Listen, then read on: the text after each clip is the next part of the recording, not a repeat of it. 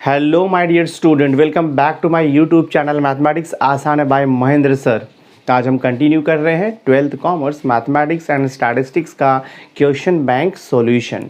तो last video lecture में हमने chapter number 3 that is differentiation का क्वेश्चन नंबर 1 जो कि मल्टीपल चॉइस क्वेश्चन था, क्वेश्चन नंबर 2 आपका फिल इन द ब्लैंक्स था, ये हमने कंप्लीट कर लिया था।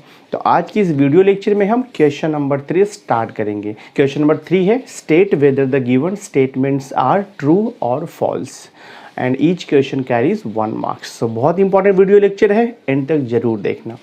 सो देखो मैंने यहाँ पे लिखा हुआ है क्वेश्चन नंबर 3 है स्टेट ट्रू एंड फॉल्स। ठीक है, यहाँ पे फर्स्ट क्वेश्चन आपको दिया हुआ है if y is equal to log of log x then what is d y by d x. आपको लिखा है लॉग एक्स, तो आपको बताना है कि ये जो स्टेटमेंट लिखा है ये ट्रू है या फॉल्स है। हम डिफ्रेंशिएट करके देखते हैं। देखो यहाँ पर अब d y upon d x क्या हो जाएगा, लॉग ऑफ लॉग एक्स। तो आपको पता है लॉग ऑफ कुछ भी रहेगा तो उसका डेरिवेटिव 1 अपॉन कुछ भी होता है, यानी कि ये लॉग ऑफ लॉग एक्स है, इसका डेरिवेटिव क्या आएगा 1 अपॉन लॉग एक्स आएगा, बट इनटू करना पड़ेगा आपको d by d x of log x, और लॉग एक्स का डेरिवेटिव होता है 1 upon x.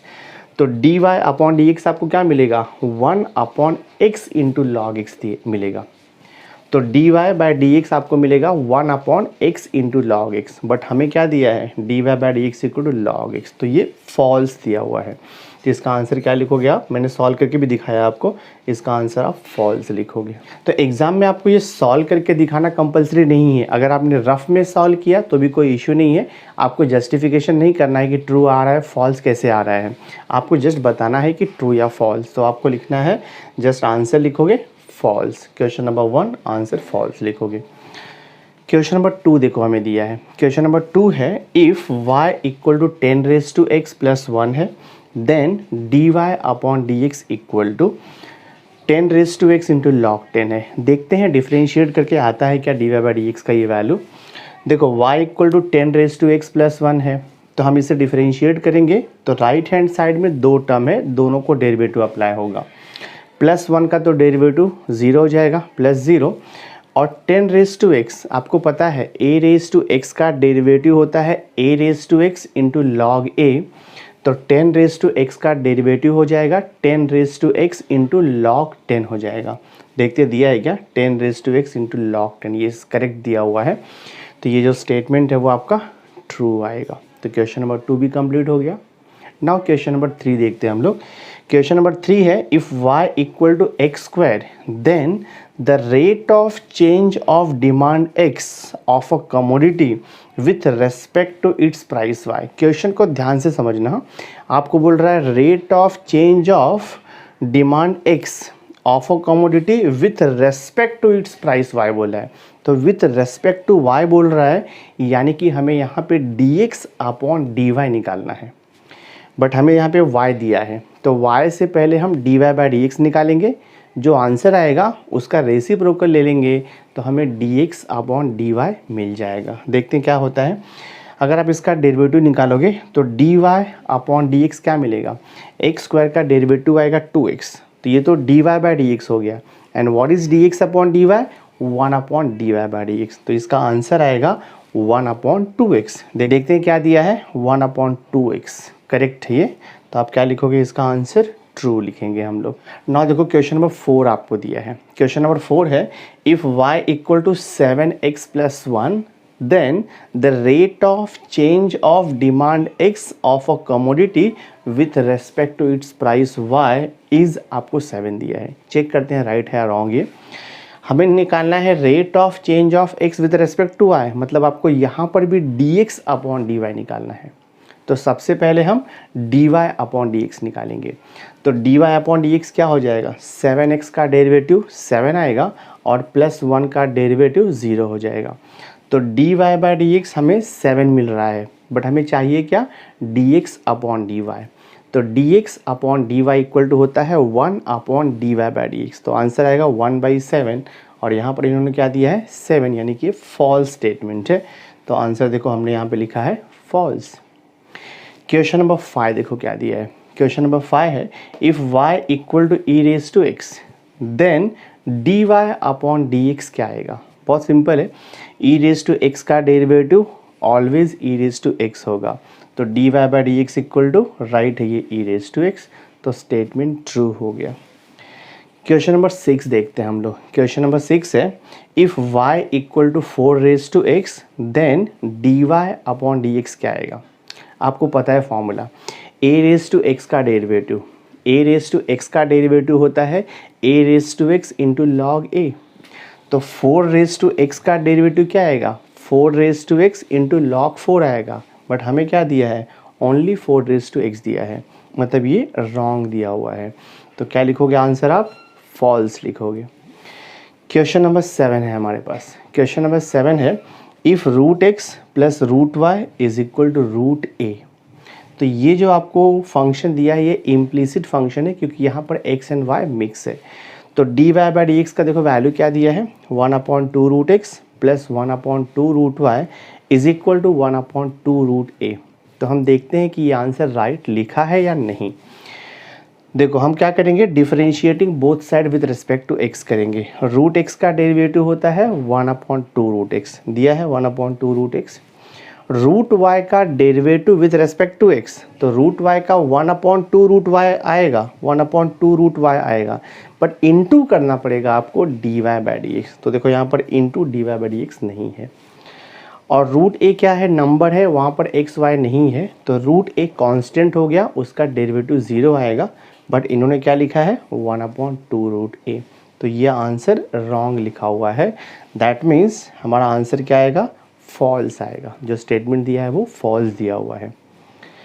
Now question number 8 है, देखो हमारे पास क्वेश्चन नंबर 8 है if x square plus y square equal to a square then d y upon d x equal to 2x plus 2y equal to 2a। तो ये भी आपका implicit function है, because x and y mix है और a तो of course constant है यहाँ पर। तो हम डिफरेंशिएट करेंगे विद रिस्पेक्ट टू x और देखते हैं कि ये मिलता है क्या d y by d x.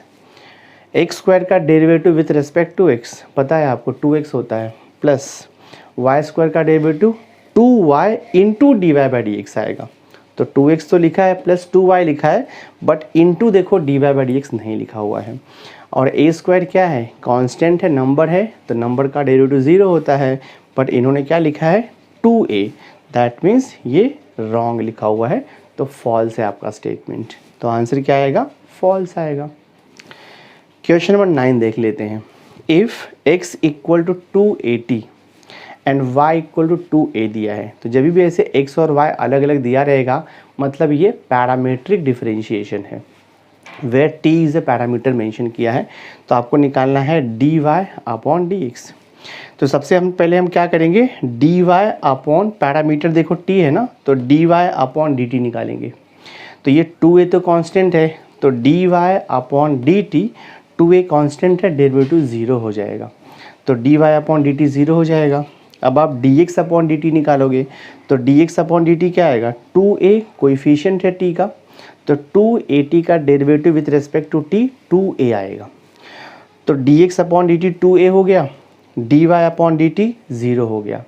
D y by d x कैसे मिलेगा, d y upon d t divide by d x upon d t, so 0 upon 2a, तो 0 अपॉन 2a आंसर आपको 0 मिलेगा। बट इन्होंने आंसर क्या दिया है 1/2, तो ये जो स्टेटमेंट है क्वेश्चन नंबर 9 वो फॉल्स है। क्वेश्चन नंबर 10 की तरफ प्रोसीड करते हैं। क्वेश्चन नंबर 10 देखो दिया है x equal to 5m y equal to m है, where m is a parameter mention किया हुआ है। Then d y by d x equal to 1/m। देखते हैं राइट है रॉन्ग है statement. x equal to 5m है, y इक्वल टू m है, तो पहले हम निकालेंगे m पैरामीटर है, तो differentiating with respect to always parameter होता है, तो differentiating with respect to m होगा, तो d y upon d m, m का derivative with respect to m 1 होगा, तो d y upon d m 1 आएगा, ध्यान में रखो। D x upon d m, 5m का डेरिवेटिव 5 आएगा। हमें निकालना है d y by d x, तो d y by d x equal to होता है d y upon d m divide by d x upon d M.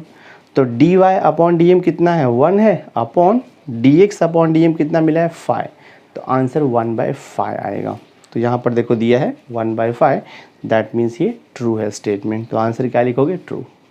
अब हम देखो लास्ट क्वेश्चन सॉल्व करते हैं ट्रू एंड फॉल्स का, दैट इज क्वेश्चन नंबर 11 दिया है।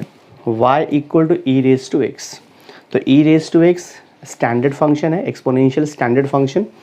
हमें निकालना है d square y upon d x square. Answer लिखा है इन्होंने e raise to x. Check करते हैं, देखो y equal to e raise to x है, तो सबसे पहले हम d y by d x निकालेंगे। तो d y by d x equal to e raise to x का derivative e raise to x आएगा।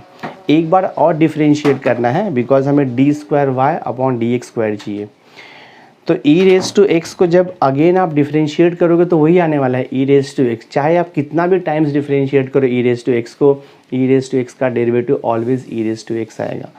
तो d square y upon d x square is equal to e raise to x. ये true statement है, तो answer क्या आएगा आपका? True.